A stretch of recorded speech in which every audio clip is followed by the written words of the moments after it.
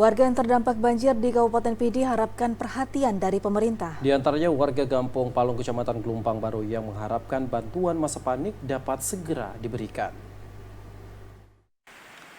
Sebanyak 175 kepala keluarga atau sekitar 257 jiwa warga Palung yang terdampak banjir mengharapkan perhatian pemerintah.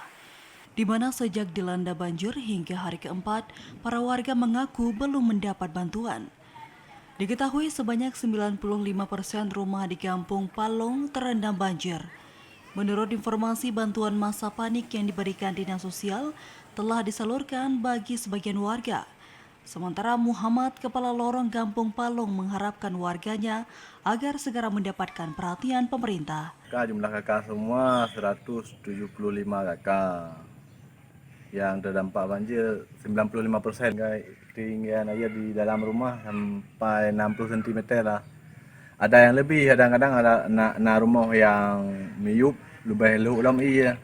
Jadi banyak warga yang komplain, apalagi saya nih selaku keplor lah kan. Warga yang komplain malung masalah hana bantuan tapi kamu kiban banjir memagun hana mempat ini. Diharapkan bantuan ini dapat segera tersalurkan agar dapat meringankan beban warga yang terdampak banjir. Dari Pidi, Hasbi TVRI melaporkan.